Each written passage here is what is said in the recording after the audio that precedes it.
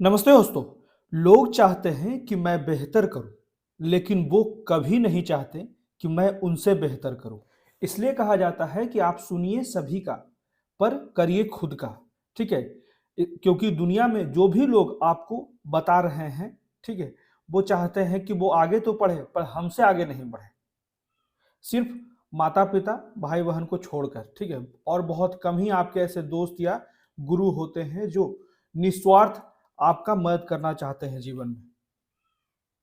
तो इसी के साथ आज का हम लोग डिस्कशन शुरू कर लेते हैं। आज का डेट है 13 मार्च 2024 और अभी हम डिस्कस करेंगे द हिंदू के कुछ इंपॉर्टेंट आर्टिकल्स हिंदी में। तो पहला आर्टिकल है अंतर समूह जाति भिन्नता, समानता और न्याय की नजर। यहाँ पे मुख्यतः बात की जा रही है एससी और एसटी कास्ट में उप वर्गीकरण की। ठीक है, सब कैटेगरी।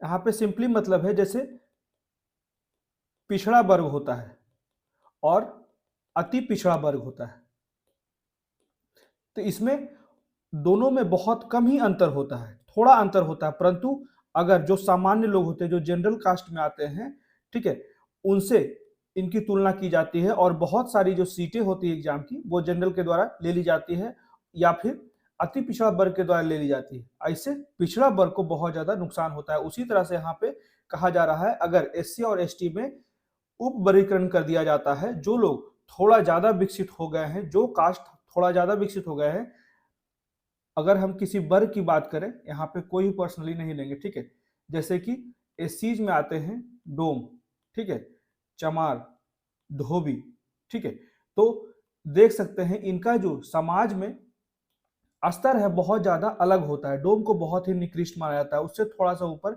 चमार होते हैं, उससे ज्यादा धोबी होते हैं ऊपर। तो इस तरह से जो समाज में स्तर बना दिए गए हैं जातिगत आधार पर, ये कहीं ना कहीं जो है और ज्यादा जिस तरह से धर्म से संबंधित असमानता हमारे देश में परिलक्षित होती है, दिखाई देती है, उसी तरह से जातिगत दूरियां भी लगातार बढ़ सकती है इस तरह के वर्गीकरण से। तो इस आर्टिकल में राइटर यही बात कर रहे हैं। पंजाब राज्य बनाम देविंदर सिंह मामला में कानून के उस सवाल पर फैसला सुनाया गया था सुप्रीम कोर्ट के द्वारा, जो संविधान के तहत सकारात्मक कार्रवाई और आरक्षण के भविष्य के लिए अत्यंत महत्वपूर्ण माना जाता है। इसको बहुत बार परिवर्तित भी किया गया है, ठीक है। इसके कुछ सकारात्मक पक्ष भी हैं और नकारात्मक पक्ष भी हैं। हर एक चीज को हम लोग इस आर्टिकल में विस्तार से पढ़ लेंगे। उसके बाद अगला आर्टिकल है शहरीकरण की एक नई भावना हावी हो रही है। पहले जो औपनिवेशिक काल में, कॉलोनिकल इरा में, जब ब्रिटिश का या फिर वेस्टर्न कंट्रीज का भारत पे अधिकार था, उस समय देखा जाता था जितने भी पोर्ट्स हैं, ठीक है, या फिर कोस्टल एरिया है जहां से इंटरनेशनल ट्रेड करने में आसानी हो, अंतर्राष्ट्रीय व्यापार करने में आसानी हो, उन्हीं क्षेत्रों को ज्यादा से ज्यादा विकसित किया गया। या फिर बड़ी नदियां हो उसके किनारे में अगर शहर हो तो उन्हें ज्यादा से ज्यादा विकसित किया गया, जिससे कि व्यापार करने में या फिर एक स्थान से दूसरे स्थान पे आवागमन करने में आसानी हो। उसी के मद्देनजर रखते हुए इन क्षेत्रों का विकास हुआ। परंतु वर्तमान समय में जैसे अयोध्या, काशी, ये सारे क्षेत्रों का लगातार विकास हो रहा है और बहुत बड़ी मात्रा में इन क्षेत्रों में निवेश किया जा रहा है सिर्फ और सिर्फ धर्म के आधार पे, ठीक है। यहाँ पे धार्मिक रूप से इन क्षेत्रों को ज्यादा से ज्यादा बेहतर बनाया जा रहा है। उसी के कारण जो है इन शहरों का बुनियादी ढांचों का बहुत बेहतर तरीके से विस्तार किया जा रहा है और ज्यादा से ज्यादा व्यापार संबंधित कंपनियों को आकर्षित किया जा रहा है कि इन क्षेत्रों में निवेश किया जाए, रोजगार को सृजित किया जाए और इन क्षेत्रों का विकास किया जाए, ठीक है। तो इन सारी चीजों को हम लोग विस्तार से पढ़ लेंगे। और राइटर के द्वारा यहाँ पे कहा जाता है कि सिर्फ और सिर्फ धर्म के या फिर धर्म से संबंधित संस्थानों के बनाने से क्या समाज का विकास या व्यक्ति का विकास हो सकता है? इन्हीं से संबंधित प्रश्नों को उठाया जा राइटर के द्वारा, और क्या सही होना चाहिए हमारे देश के विकास के लिए, ठीक है। यहाँ पे वर्ल्ड बैंक का भी कुछ आंकड़ों को हम लोग डिस्कस करेंगे, ठीक है। उसके बाद अगला आर्टिकल जो है परमाणु कचरा कैसे उत्पन्न होता है, इसके बारे में हम लोग पढ़ेंगे कि लगातार देखा जा रहा है कि नए नए तकनीक इस्तेमाल किए जा रहे हैं, खास के ऊर्जा के उत्पादन के लिए नए नए विकल्प लाए जा रहे हैं। तो परमाणु से भी संबंधित ऊर्जा को ज्यादा से ज्यादा उत्पन्न करने के लिए लाया जा रहा है। परमाणु के अनेक संयंत्र बनाए जा रहे हैं, लेकिन यहाँ पे एक नकारात्मक पक्ष है कि इससे बहुत बड़ी मात्रा में जो है परमाणु कचरा उत्पन्न होता है, ठीक है। चाहे वो रेडियो एक्टिव सब्सटेंस हो, जैसे परमाणु रिएक्टर्स में उपयोग किए जाते हैं ईंधन है, वहां कुछ बच जाते हैं तो वो वेस्टेज हो जाते हैं, ठीक है। या फिर प्रोसेसिंग में उपयोग होने वाले अनेक प्रकार के जो सब्सटेंस हैं वो यूज होते हैं, तो फिर उसको वेस्ट के रूप में, या फिर अस्पताल से जो वेस्ट आते हैं, या फिर रिसर्च सेंटर से जो वेस्ट होते हैं, ये सारे जो हैं वो परमाणु कचरे के रूप में वर्गीकृत किए जाते हैं। जैसे ऑर्गन हो गया, कोबाल्ट हो गया, अस्ट्रोटियम हो गया, तो इसको दो भागों में बांटा गया है, ठीक है। पहला जो है वो उच्च स्तरीय और दूसरा जो है वो निम्न स्तरीय परमाणु कचरा के रूप में, अपशिष्ट के रूप में वर्गीकृत किया गया है। तो इसमें सबसे महत्वपूर्ण परमाणु कचरा जो होता है वो यूरेनियम से संबंधित होता है। ये ध्यान रखिए, क्योंकि यूरेनियम का सबसे ज्यादा उपयोग किया जाता है परमाणु ऊर्जा के उत्पादन में, ठीक है। उसके बाद हम लोग इस आर्टिकल में पढ़ेंगे कि भारत में उच्च स्तरीय परमाणु कचरे का प्रबंधन कैसे किया जाता है, ठीक है, जो सबसे ज्यादा हानिकारक होते हैं हमारे वातावरण के लिए, पर्यावरण के लिए, ठीक है, मिट्टियों के लिए। तो इसलिए इसके हर एक चीज को हम लोग विस्तार से पढ़ लेंगे। तो आइए आज का हम लोग डिस्कशन शुरू करते हैं। तो सबसे पहला आर्टिकल जो है हमारा, इसमें कहा जाता है intra group caste variances equality and the courts gauge. इसका मतलब होता है उत्तर समूह जाति भिन्नता, समानता और न्यायालय की नजर के बारे में हम लोग जानेंगे, ठीक है। तो जल्द ही भारत के सर्वोच्च न्यायालय की 7 न्यायाधीशों की पीठ पंजाब राज्य बनाम देविंदर सिंह मामले में कानून के उस सवाल पर अपना फैसला सुनाएगी, ठीक है। यहाँ पे फैसला सुनाएगी जो संविधान के तहत सकारात्मक कार्रवाई और आरक्षण के भविष्य के लिए अत्यंत महत्वपूर्ण होगा। तो क्या राज्य सरकारें सार्वजनिक रोजगार में भर्ती में अनुसूचित जाति और अनुसूचित जनजाति के निर्धारित अनुपात के भीतर उप वर्गीकरण कर सकता है, ठीक है। यहाँ पे इसी की बात की जा रही है, सब कैटेगरी। दूसरे शब्दों में कुछ समूह के लिए विशेष भत्ता देकर जो दूसरों की तुलना में अधिक पिछड़े हैं। क्या क्षेत्रीय इकाइयां उस डोमेन पर अतिक्रमण कर रही है जो संसद के विशेष संरक्षण में रहता है। यहाँ पे यही बात कहा जा रहा है कि बिना स्थानीय क्षेत्रों के जाने, और अगर सही मायने में देखें तो हम लोग अगर एससी और एसटी का अगर सही तरीके से मूल्यांकन करते हैं तो बहुत कम ही इन लोगों का जो है उत्थान हुआ है, ठीक है। इसलिए जो है सही तरीके से इसको मूल्यांकन करने की आवश्यकता है कि जो 70 साल हमारे हो गए हैं, 70 साल से ज्यादा हमारी आजादी के हो गए हैं, तो क्या हम लोग जो है वो एससी एसटी के जो स्वरूप है, उनका अस्तित्व जो है समाज में किस तरह से आज भी जो है उन्हें अनेक प्रकार का उत्पीड़न का सामना करना पड़ता है। आए दिन देखते हैं हम लोग गुजरात में खासकर बहुत ज्यादा उत्पीड़न होता है एससी और एसटी का, ठीक है। और भी भारत के विभिन्न क्षेत्रों में, चाहे वो बिहार हो, यूपी हो, और गुजरात में बहुत ज्यादा अभी मामले आते हैं लगातार, जो न्यूज़पेपर में देखा जाता है एससी एसटी का उत्पीड़न, ठीक है। तो पहले इसे सुधारने की आवश्यकता है, ठीक है। जो विभिन्न जातियां हैं उसकी मानसिकता बदलनी होगी, जो इस तरह के एससी एसटी समुदाय के प्रति घृणित रूप अपनाते हैं, ठीक है। तो अध्ययन और आंकड़ों से क्या पता चलता है, तो एससी एसटी के रूप में दो समरूप श्रेणियों में विभाजित किया जाता है, ठीक है। जो समूहों के भीतर यहाँ पे यही बात कहा जा रहा है कि अगर उस समूह में जो कुछ जातियां थोड़ा विकसित हो गई है तो उसे अलग बॉक्स में डाल दिया जाए, अलग विकसित किया जाए। जैसे कि एक पिछड़ा वर्ग होता है, एक अति पिछड़ा वर्ग होता है, उसी तरह से इसको भी सब कैटेगराइज करने की बात की जा रही है कि समूह के भीतर विकास के विभिन्न स्तर हैं और कुछ जातियों के साथ दूसरों की तुलना में अधिक भेदभाव किया जाता है। अभी हम लोगों ने शुरुआत में ही देखा था, जैसे एससी ही है तो यहाँ पे 3-4 कैटेगरी हम लेते हैं, चाहे वो डोम हो, ठीक है, चाहे वो चमार हो, ठीक है, या फिर धोबी हो, ठीक है। तो इन्हीं में बहुत ज्यादा जो है वो सामाजिक असमानता देखी जाती है, भेदभाव किया जाता है, ठीक है। उसी की बात यहाँ पे की जा रही है कि जो भी थोड़ा सा विकास कर जाता है, थोड़ा सा शिक्षित हो जाता है जाति, तो वो उसी कम्युनिटी के और अनेक जातियों को निकृष्ट समझने लगता है, भेदभाव उत्पन्न हो जाता है, ठीक है। तो इस स्थिति के निवारण के लिए क्या राज्य सरकार को अंतर समूह भिन्नता को पहचानने की शक्ति नहीं दी जानी चाहिए। तो देविंदर सिंह मामले का फैसला इसका जवाब तलाशता है, ठीक है। और ऐसा करने से यह कानून के उस क्षेत्रों को बहुत आवश्यक स्पष्टता प्रदान करने में भी सहायता कर सकता है जिसमें लंबे समय से सुधार होने की आवश्यकता है, ठीक है। तो इसी का एक पुराना मामला है, 1975 में पंजाब में एक सर्कुलर आया था। तो मामले में दांव पर लगे मुद्दे 1975 में पंजाब सरकार द्वारा अधिसूचित एक परिपत्र से उत्पन्न हुआ था। इस परिपत्र में कहा गया था कि राज्य में अनुसूचित जाति के लिए आरक्षित सीटों में से 50%, ठीक है, मान लीजिए एससी के लिए 16% रिजर्वेशन है, ठीक है, तो उसमें से 50%, 8% जो है, ये मामला जो है वो पंजाब में है, ठीक है। तो 50% रिक्तियां जो है वो वाल्मीकि और मजहबी सिखों को दी जानी चाहिए। क्यों? तो ये बहुत ज्यादा जो है वो पिछड़े हैं, ठीक है। इसी एससी कम्युनिटी में भी सबसे ज्यादा पिछड़े हैं। इसी के कारण जो है 50% एससी का जो टोटल रिजर्वेशन है उसमें सिर्फ और सिर्फ ये दोनों जातियों को दी जानी चाहिए।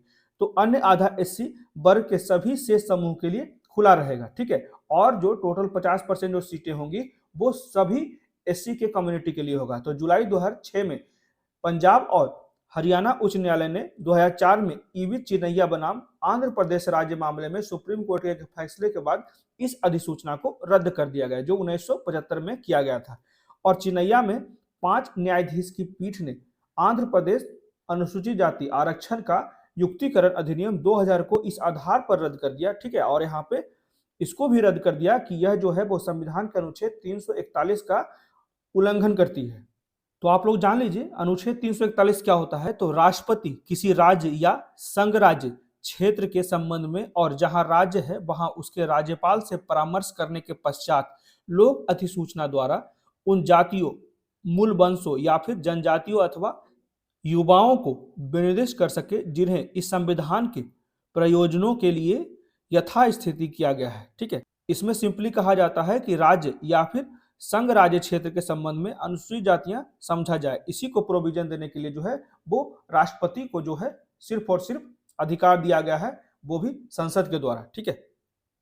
तो संसद विधि द्वारा किसी जाति, मूल वंश या जनजाति को अथवा जाति, मूल वंश या जनजाति के भाग या उसके युवाओं को खंड 1 के अधीन निकाली गई अधिसूचना में विनिर्दिष्ट अनुसूचित जातियों की सूची में सम्मिलित कर सकेंगे या उसमें से अपवर्जित कर सकेंगे, ठीक है। किसी को भी एससी कम्युनिटी में शामिल कर सकते हैं या उससे निकाला जा सकता है, ठीक है। तो यही पूरा का पूरा मामला था।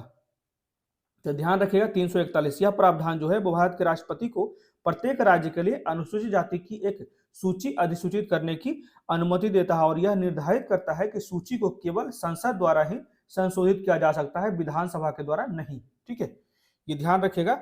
इसी में आगे कहा जाता है यद्यपि 1975 का सर्कुलर रद्द कर दिया गया था, फिर भी पंजाब सरकार कायम रही थी और एससी से संबंधित जो भेदभाव किया जा रहा था 50% उन दो जातियों को दी जा रही थी और बाकी का 50% जो सीटें था वो पूरा का पूरा एससी कम्युनिटी के लिए था। तो इसने एक नया कानून बनाया यानी कि पंजाब अनुसूचित जाति और पिछड़ा वर्ग अधिनियम 2006, जिसने एक बार फिर वाल्मीकि और मजहबी सिखों को पहली प्राथमिकता प्रदान की, ठीक है। तो हाईकोर्ट ने इस कानून को फिर से असंवैधानिक घोषित कर दिया, लेकिन अगस्त 2020 में फैसले पर अपील पर बैठे हुए सुप्रीम कोर्ट ने चेन्नैया में अपने पहले के फैसले की शुद्धता पर संदेह जताया, जो पहले सुप्रीम कोर्ट ने फैसला दिया था, जिससे 7 न्यायाधीशों की बेंच का गठन हुआ और उठाए गए मुद्दों पर नए सिरे से सुनवाई की गई। तो मौजूदा दृष्टिकोण पर सवाल उठाते हुए सुप्रीम कोर्ट ने इंदिरा साहनी, ये बहुत ही इंपॉर्टेंट केस है, इंदिरा साहनी बनाम भारत संघ मामले में अपने फैसले का हवाला दिया, जो मंडल कमीशन का गठन हुआ था इसी फैसले के बाद से, ठीक है। वहां 9 न्यायाधीशों की पीठ ने माना था कि सरकार के तहत सेवाओं के लिए सामाजिक और शैक्षणिक रूप से पिछड़े वर्गों के भीतर उप वर्गीकरण की अनुमति दी गई थी, उसी समय से ओबीसी का प्रावधान किया गया था, ठीक है। इसी में कहा जाता है कि केसी बसंत कुमार और अन्य बनाम कर्नाटका राज्य 1985, यह भी एक संबंधित मामला ही था, इसी तरह का मामला था जिसमें न्यायमूर्ति चिन्नप्पा रेड्डी के फैसले का समर्थन किया गया। इसमें उन्होंने फैसला सुनाया था कि उप वर्गीय, ठीक है, उप वर्गीकरण करने का औचित्य प्रत्येक मामले के तथ्यों पर ही निर्भर करता है, ठीक है। यह बहुत ही अच्छा पॉइंट है, इसे आप नोट डाउन कर सकते हैं कि हम यह नहीं देखते हैं कि सैद्धांतिक रूप से पिछड़े वर्गों और अधिक पिछड़े वर्गों में वर्गीकरण क्यों नहीं किया जा सकता यदि दोनों वर्ग नहीं है, बस थोड़ा सा पीछे थे लेकिन सबसे उन्नत वर्ग से पीछे हैं, ठीक है, क्योंकि जनरल से तो बहुत ज्यादा पीछे हैं। तो वास्तव में अधिक पिछड़े वर्गों की सहायता के लिए ऐसा वर्गीकरण आवश्यक होगा और अन्यथा पिछड़े वर्गों के वे लोग जो अधिक पिछड़े वर्गों से थोड़े अधिक उन्नत हो सकते हैं और सभी सीटें लेकर चले जाएंगे, ठीक है। तो ठीक वैसे ही जैसे यदि आरक्षण अधिक पिछड़े वर्गों तक ही सीमित था और थोड़े अधिक उन्नत पिछड़े वर्गों के लिए कोई आरक्षण नहीं था, ठीक है। अभी भी देखा जाता है कि जितने भी क्रीमी लेयर्स होते हैं उन्हें आरक्षण नहीं मिलता है, वहीं जो नॉन क्रीमी लेयर्स होते हैं ओबीसी में उन्हें आरक्षण मिलता है, बहुत चीजों में छूट मिलती है, ठीक है। उसी की बात यहाँ पे की जा रही है कि जो थोड़े अधिक उन्नत पिछड़े वर्गों के लिए कोई आरक्षण नहीं दिया गया था। तो सबसे उन्नत वर्ग सामान्य वर्ग के लिए उपलब्ध सभी सीटें लेकर चले जाएंगे और पिछड़े वर्ग के लिए कोई भी सीट नहीं छोड़ेंगे। ठीक है, वही बात यहाँ पे सब कैटेगरी का कुछ नकारात्मक पक्ष को यहाँ पे डिस्कस किया जा रहा है राइटर के द्वारा। ठीक है, इसी में समानता और जातियों की बात की जा रही है।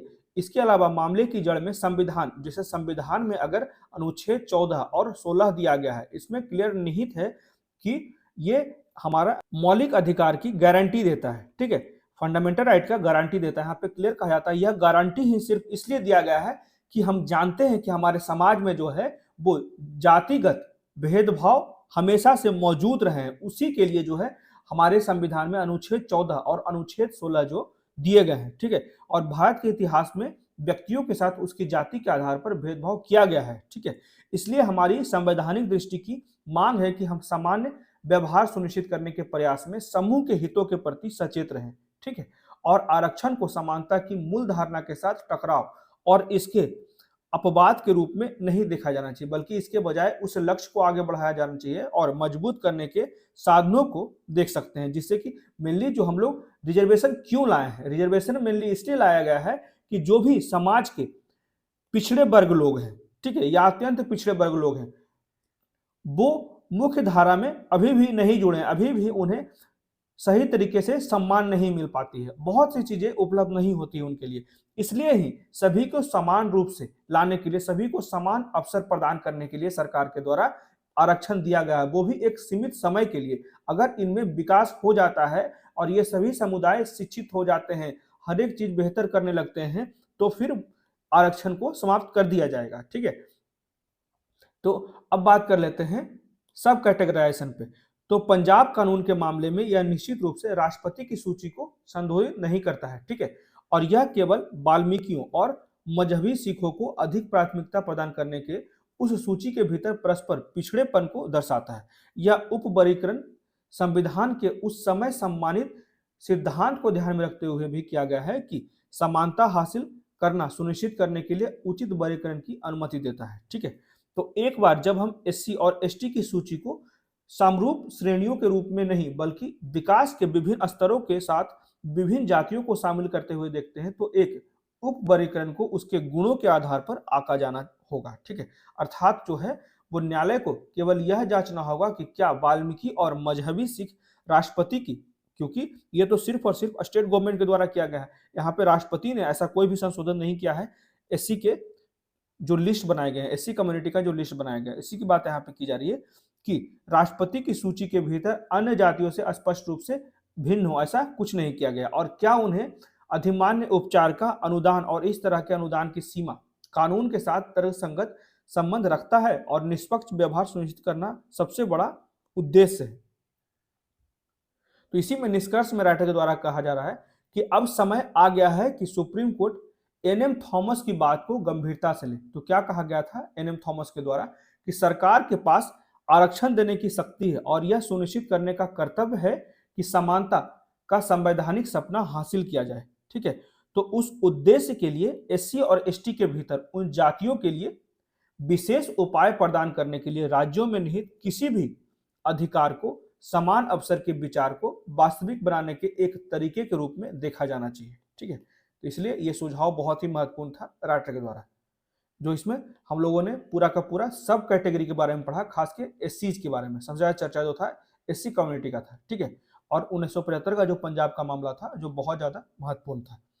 अब बढ़ते हैं अगले आर्टिकल की तरफ। इसमें अर्बनाइजेशन की एक नई परिभाषा को चिन्हित किया गया है राइटर के द्वारा, जो लगातार जो है हमारे देश में धर्म को प्राथमिकता दी जा रही है, धार्मिक संस्थानों को प्राथमिकता दी जा रही है, और उसके अनुसार से जो है बहुत से सिटीज, बहुत से शहरों का विकास किया जा रहा है। जैसे यहाँ पे दो एग्जाम्पल दिए गए हैं, चाहे वो अयोध्या हो या फिर वाराणसी हो, तो इन सारे क्षेत्र जो है वो धार्मिक रूप से पहचाने जाते हैं और यहाँ पे बहुत बड़ी मात्रा में निवेश किए जा रहे हैं इन क्षेत्रों को एक धार्मिक पहचान बनाने के लिए, बेहतर बनाने के लिए कि ज्यादा से ज्यादा यहाँ पे पर्यटक आ सके। परंतु सवाल ये उठता है कि अगर धर्म में इतना भारी मात्रा निवेश किया जाता है तो क्या वहां पे शहरीकरण, वहां पे रोजगार, लोगों की जीवन की गुणवत्ता बेहतर हो रही है, वहां के बुनियादी ढांचों का विकास हो रहा है? इसी की सवाल यहाँ पे राइटर के द्वारा की जा रही है। यहाँ पे क्लियर कहा जा रहा है कि अयोध्या के लिए जो अभी मंदिर बनाई जा रही है लगभग 85,000 करोड़ रुपए जो है वहां के बुनियादी ढांचे के विकास के लिए खर्च किए जा रहे हैं। ठीक है, तो ये कितना व्यवहारिक है इसी के बारे में बात की जा रही है राइटर के द्वारा। तो भारत में पिछले 9 महीने में 2 घटनाएं जो है लगातार मीडिया में देखने को मिली है, चाहे वो नया संसद भवन हो जो एक राजनीतिक संस्थान है, और दूसरा बात किया जा रहा है राम मंदिर, एक धार्मिक संस्थान है जो प्रासंगिक मुद्दे उठाता है, और इन दोनों का उद्घाटन जो है वो भारत के प्रधानमंत्री के द्वारा किया गया। तो क्या इसका मतलब यह है कि जनता का चुना हुआ प्रतिनिधि लोकतंत्र और पूजा दोनों भूमिकाएं आराम से निभा सकता है?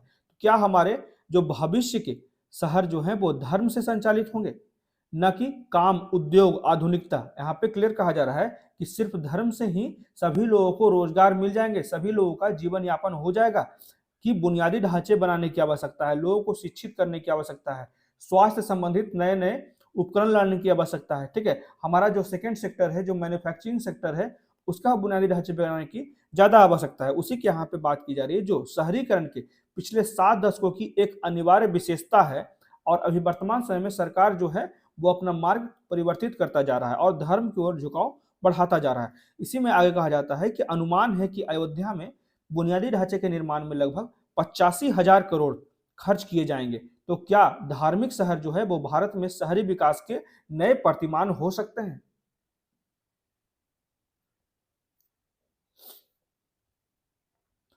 क्योंकि जब हम लोग कॉलोनियल इरा से अगर कंपेयर करते हैं, जब ब्रिटिश का शासन था तो उस समय जितने भी बड़े शहर बने वो कहीं ना कहीं कोस्टल एरिया में थे। ठीक है, या फिर समुद्र के किनारे हो या फिर बड़े नदियों के किनारे हो, जहां से व्यापार करने में आसानी हो, उसका अंतर्राष्ट्रीय क्षेत्रों में आवागमन में आसानी हो। ठीक है, व्यापार मार्ग सुनिश्चित किया जाता था, तभी जाकर उन क्षेत्रों का विकास होता था।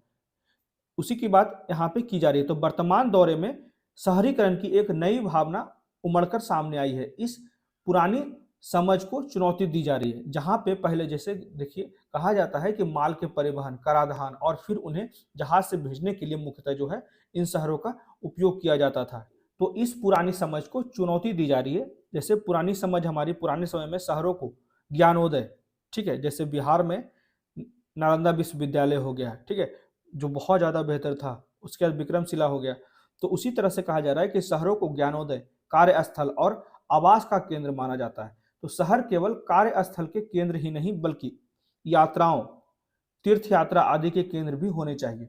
तो इस प्रकार हम देखते हैं कि बड़े कॉरपोरेट भी अयोध्या जैसे छोटे शहर में उतर रहे हैं। ठीक है, ज्यादा से ज्यादा लोग वहां पे निवेश करना चाह रहे हैं और इससे वहां का बुनियादी ढांचे में भारी निवेश हो रहा है। ठीक है, इस प्रकार भारत में नई पहेली जो है वो शहरीकरण के एक नए रूप को प्रदर्शित कर रहा है और आस्था का एक नया पुनरुत्थान शुरू हो गया है, जहां शहरों और कस्बों और जहां व्यवस्था को बहुसंख्यक धर्म, ठीक है, सिर्फ और सिर्फ बहुसंख्यक के धर्म से जोड़ा जा रहा है। ठीक है, जो कहीं ना कहीं लोकतंत्र के लिए यहाँ पे खतरा उत्पन्न कर सकता है।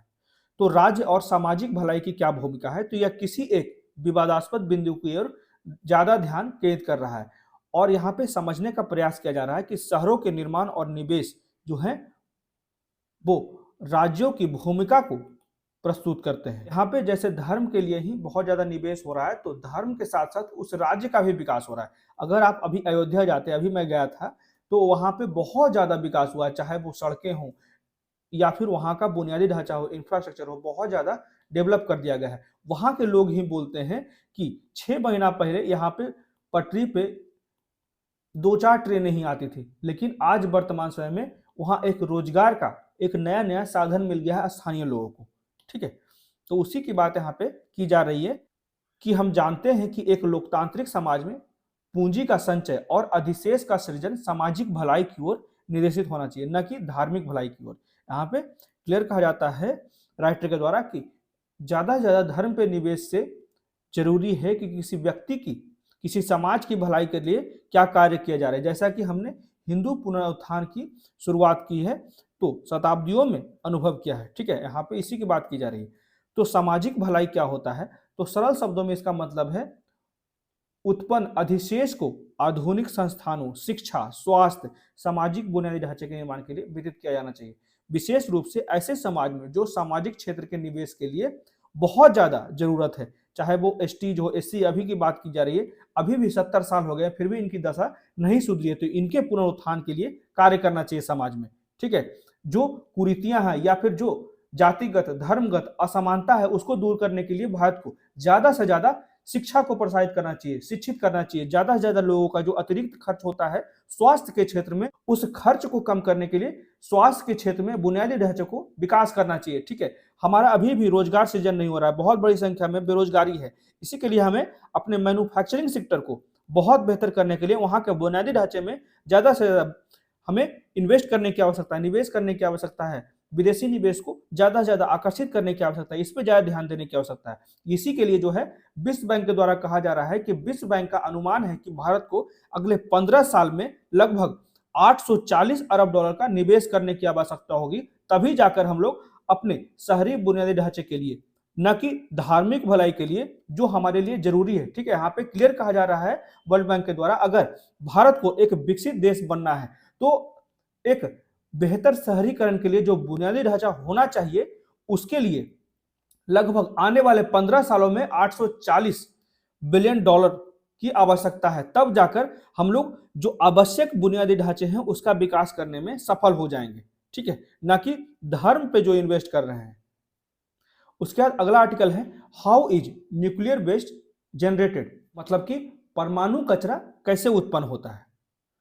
तो हम लोग देख लेते हैं कि परमाणु कचरा क्या होता है। तो रेडियोधर्मी, जितने भी रेडियो एक्टिव रेडिएशंस होते हैं, रेडियोधर्मी या फिर परमाणु कचरा, परमाणु रिएक्टर्स, ईंधन प्रसंस्करण संयंत्र, अस्पतालों, अनुसंधान सुविधाओं का एक उत्पाद, यहां से सबसे ज्यादा जो है वो न्यूक्लियर वेस्ट आता है। यहाँ पे क्लियर कहा जाता है इस फिगर में कि ये जो CS या KR जो है वो these are two fusion products that are unstable and will release their energy. इससे जो बहुत तरह के अनवांटेड एनर्जी निकलते हैं, समटाइम्स जो अभी के समय में 9 निकल जाते हैं, या फिर कुछ जो होते हैं वो 1-4 साल या फिर 100 साल बाद निकलते हैं। इस तरह के जो खतरनाक रेडिएशंस होते हैं उसे भी एक न्यूक्लियर कचरे के रूप में माना जाता है, जो बहुत बड़ा जो है वो न्यूक्लियर वेस्ट को बढ़ाने में भी योगदान करता है और जो मानव जाति है या फिर जितने भी जीव जंतु हो उनके स्वास्थ्य पे प्रतिकूल प्रभाव डालता है।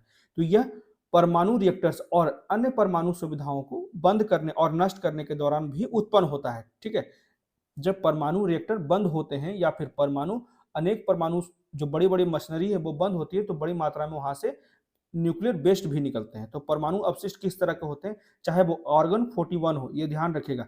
ठीक है, या फिर रेडियो आयोडीन हो, या फिर कोबाल्ट 60 हो, ठीक है, या फिर अस्ट्रोटियम 90 हो, ट्रिटियम और सीजियम 137 हो, तो ये सारे जो है न्यूक्लियर वेस्ट हैं। ठीक है, तो दो सबसे प्रमुख रूप से इसको वर्गीकृत किया गया है न्यूक्लियर वेस्ट को, एक तो उच्च स्तरीय न्यूक्लियर वेस्ट, एक निम्न स्तरीय अपशिष्ट। ठीक है, याद रखिएगा, उच्च स्तरीय अपशिष्ट और निम्न स्तरीय अपशिष्ट। अब इन दोनों को हम लोग विस्तार से पढ़ते हैं।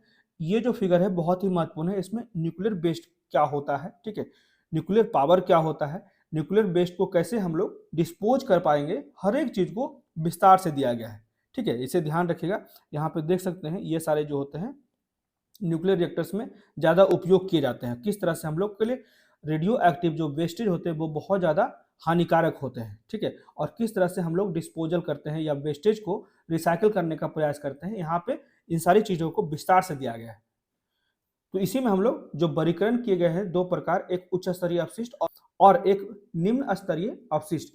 तो पहला जो है वो उच्च स्तरीय अपशिष्ट है, तो यह मुख्य रूप से यूरेनियम ईंधन है जिसका उपयोग परमाणु ऊर्जा रिएक्टर में किया जाता है। यह जो है वो खर्च, ठीक है, बहुत ज्यादा जो है यूरेनियम ऊर्जा के उत्पादन में खर्च होता है, और या फिर बिजली उत्पादन में कुशलता नहीं होने के कारण भी बहुत ज्यादा यूरेनियम खर्च होता है, उसी से जो है वेस्टेज निकलते हैं। ठीक है, तो विखंडन से, ठीक है, जितने भी विखंडन होते हैं उससे सीजियम 137 और अस्ट्रोटियम 90 जैसे हल्के तत्वों के रेडियोधर्मी आइसोटॉप बनते हैं। ठीक है, रेडियो एक्टिव आइसोटॉप्स बनते हैं सीजियम और अस्ट्रोटियम से।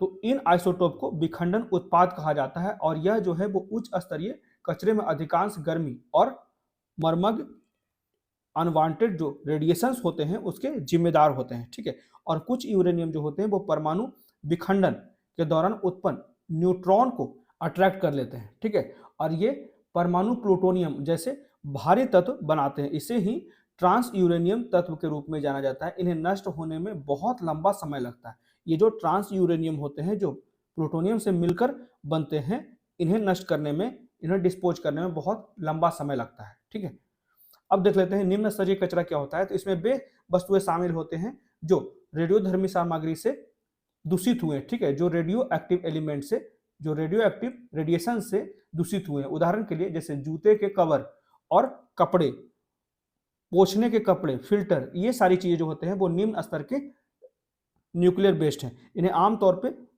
भूगर्भिक भंडार के बजाय निकट सतह सुविधाओं में ही निपटा दिया जाता है, डिस्पोज कर दिया जाता है। और एक बार कचरे का निपटान हो जाने के बाद उसे पुनः प्राप्त करने का भी कोई इरादा नहीं होता है। ठीक है, दोबारा उसका उपयोग नहीं होता है। तो भारत में उच्च स्तरीय परमाणु कचरे का प्रबंधन कैसे किया जाता है? तो भारत ने बंद ईंधन चक्र विकल्प अपनाया है। इसमें खर्च किए गए ईंधन का पुनर्प्रसंस्करण, ठीक है, रिप्रोसेसिंग किया जाता है और रिसाइकलिंग किया जाता है, पुनर्चक्रण शामिल है। तो पुनर्प्रसंस्करण के दौरान खर्च किए गए ईंधन का केवल 2 से 3% ही बेकार हो जाता है और इस अपशिष्ट को उच्च स्तरीय अपशिष्ट कहा जाता है। ठीक है, इसे विट्रिफिकेशन नामक प्रक्रिया के माध्यम से कांच में परिवर्तित किया जाता है। यह किसी पदार्थ का कांच में पूर्ण या फिर आंशिक परिवर्तन है। ठीक है, यह ध्यान रखिएगा, विट्रिफिकेशन एग्जाम में पूछा जाता है। तो विट्रिफिकेशन कचरे को उसके निपटने से पहले 30 से 40 वर्षों तक एक ठोस भंडारण निगरानी सुविधा में संग्रहित किया जाता है। ठीक है, ये ध्यान रखिएगा, विट्रिफिकेशन। उसके बाद अंतिम निपटान सुविधा की आवश्यकता 3 से 4 दशकों में उत्पन्न हो जाती है। तो इस तरह से जो है हम लोग उच्च स्तरीय परमाणु कचरे का प्रबंधन करते हैं भारत में, ये ध्यान रखिएगा। ठीक है, 2 चीजें हैं, एक रिप्रोसेसिंग, रिसाइकलिंग और विट्रिफिकेशन। अब देख लेते हैं कुछ महत्वपूर्ण क्वेश्चन जो कि करंट अफेयर से रिलेटेड है। तो पहला क्वेश्चन है, एंथ्रोपोशीन युग के संदर्भ में निम्नलिखित कथनों पर विचार करें। तो पहला स्टेटमेंट है, यह पर्यावरण पर मानव प्रभाव में कमी की विशेषता है। दूसरा स्टेटमेंट है, एंथ्रोपोशीन शब्द जो है वो पृथ्वी की भूवैज्ञानिक और पारिस्थितिकी प्रक्रियाओं को आकार देने में मानवीय गतिविधियों के प्रभुत्व को प्रतिबिंबित करने के लिए गढ़ा गया था। और तीसरा स्टेटमेंट है, यह घटित जैव विविधता और प्रजातियों के विलुप्त होने की अवधि का प्रतीक है। तो इसमें कौन से कथन सही हो जाएंगे? क्या हो जाएगा इसका सही उत्तर? तो इसमें सही उत्तर जो होगा सिर्फ और सिर्फ एक कथन सही होगा। जो सेकेंड स्टेटमेंट है सिर्फ और सिर्फ ये सही है और पहला स्टेटमेंट और तीसरा स्टेटमेंट जो है वो गलत है। इसी में कहा जाता है, एंथ्रोपोशीन युग को पर्यावरण पर मानव प्रभाव में कमी के बजाय उल्लेखनीय वृद्धि की विशेषता है। इसमें जलवायु परिवर्तन, आवास का नुकसान या फिर कहा जाता है आवास का विनाश, प्रदूषण और मानव गतिविधियों से प्रेरित प्रजातियों के विलुप्त होने जैसे कारक शामिल है। इसलिए जो है वो पहला स्टेटमेंट जो गलत है कि यह पर्यावरण पर मानव प्रभाव में कमी की विशेषता को दर्शाता है। ठीक है, और दूसरा स्टेटमेंट क्यों सही है? तो एंथ्रोपोशीन शब्द जो है वो वास्तव में पृथ्वी की भूवैज्ञानिक और पारिस्थितिकी प्रक्रियाओं पर मानव गतिविधियों के गहरे प्रभाव पर जोर देने के लिए गढ़ा गया है। इसलिए जो है ये पहला स्टेटमेंट सही है। ठीक है, यह इस मान्यता का प्रतीक है कि मानवीय क्रियाएं जो हैं वो इस पृथ्वी की प्रणालियों और परिदृश्यों को आकार देने वाली एक प्रमुख शक्ति बन गई है। और तीसरा स्टेटमेंट क्यों गलत है? तो एंथ्रोपोशीन युग जो है वो जैव विविधता के नुकसान में वृद्धि और प्रजातियों के विलुप्त होने की दर में वृद्धि से जुड़ा हुआ है, जो मुख्य रूप से मानव प्रेरित कारकों जैसे कि निवास स्थान का विनाश हो गया, किसी भी जीव जंतु का जो प्राकृतिक आवास है उसका विनाश हो गया, प्रदूषण और जलवायु परिवर्तन के कारण है। तो इस प्रकार यह जैव विविधता में कमी करता है और प्रजातियों के विलुप्त होने की दर की अवधि को चिन्हित नहीं करता है। ठीक है, यह विलुप्त होने की अवधि को चिन्हित नहीं करता है। ठीक है, तो इसलिए पहला स्टेटमेंट सिर्फ सही हो जाएगा। और उसके बाद दूसरा क्वेश्चन है, राज्यसभा के लिए सदस्यों का नामांकन किसके दायरे में होता है? यह ध्यान रखिएगा, सदस्यों का नामांकन। तो क्या हो जाएगा सही उत्तर? तो इसका सही उत्तर जो हो जाएगा ऑप्शन बी, गृह मंत्रालय के द्वारा होता है। ठीक है, कार्य आवंटन नियम 1961 के अनुसार राज्यसभा में सदस्यों का नामांकन जो है वो गृह मंत्रालय के दायरे में आता है। उसके बाद अगला क्वेश्चन है, निम्नलिखित में से कौन से कथन जो है वो निर्माता अर्थव्यवस्था मतलब कि क्रिएटर इकोनॉमी की अवधारणा का सटीक वर्णन है? तो क्या हो जाएगा इसका सही उत्तर? तो इसका सही उत्तर जो हो जाएगा ऑप्शन बी हो जाएगा। इसमें एक डिजिटल परिदृश्य शामिल है जहां व्यक्ति जो है वो यूट्यूब, इंस्टाग्राम और टिकटॉक जैसे प्लेटफॉर्म के माध्यम से अपनी सामग्री का उत्पादन और वितरण करने के आय उत्पन्न करता है। ठीक है, जो यूट्यूब और इंस्टाग्राम और टिकटॉक से जो रेवेन्यू जनरेट होता है उसी को कहा जाता है क्रिएटर इकोनॉमी। ठीक है, ये याद रखिएगा क्रिएटर इकोनॉमी क्या होता है। उसके बाद अगला क्वेश्चन है, रूबेला के बारे में निम्नलिखित कथनों पर विचार करें। तो पहला स्टेटमेंट है यह बैक्टीरिया के कारण होता है। दूसरा स्टेटमेंट है यह मुख्य रूप से जठरांत्र प्रणाली को प्रभावित करता है। तीसरा स्टेटमेंट है यदि गर्भावस्था के दौरान यह संक्रमण हो जाए तो यह जन्म दोष का कारण बन सकता है। तो क्या हो जाएगा इसका सही उत्तर? इसका सही उत्तर जो हो जाएगा सिर्फ और सिर्फ एक ही कथन जो है वो सही होगा और केवल तीसरा कथन जो है यदि गर्भावस्था के दौरान यह संक्रमण हो जाए तो यह जन्म दोष का कारण बन जाता है। ठीक है, यह ध्यान रखिएगा भारत को वाशिंगटन डीसी यूएसए में अमेरिकन रेड क्रॉस मुख्यालय में the measles and rubella partnership द्वारा प्रतिष्ठित measles and rubella champions award से सम्मानित किया गया है। इसलिए जो है पहला स्टेटमेंट गलत है। रूबेला जो है वो बैक्टीरिया कारण नहीं होता है, यह रूबेला वायरस नामक वायरस के कारण होता है। ठीक है, बैक्टीरिया कारण नहीं होता है, ये वायरस के कारण होता है। इसलिए जो है पहला स्टेटमेंट गलत है। ठीक है, और यह मुख्य रूप से रूबेला मुख्य रूप से जो होता है वो श्वसन प्रणाली और लिम्फ नोड्स को प्रभावित करता है, ये ध्यान रखिएगा। इसलिए जो है दूसरा स्टेटमेंट भी गलत हो जाएगा। ठीक है, और रूबेला गर्भावस्था के दौरान विशेष रूप से खतरनाक होता है क्योंकि इससे जन्मजात रूबेला सिंड्रोम हो सकता है जिससे गर्भावस्था के दौरान मां के वायरस से संक्रमित होने वाले अजन्मे बच्चे को बहरापन, अंधापन और हृदय दोष जैसे गंभीर जन्म दोष हो सकते हैं। अब बढ़ते हैं अगले क्वेश्चन की ओर। इसमें जो है मुख्यतः मिलान करना है नहर और उसके स्थान से। ठीक है, जैसे सुएज नहर है, पनामा नहर है, होर्मुज जल संधि है। तो क्या हो जाएगा इसमें सही उत्तर? इसका सही उत्तर जो हो जाएगा सिर्फ और सिर्फ दो ही स्टेटमेंट जो है वो सही है। इसको हम लोग चार्ट में देख लेते हैं।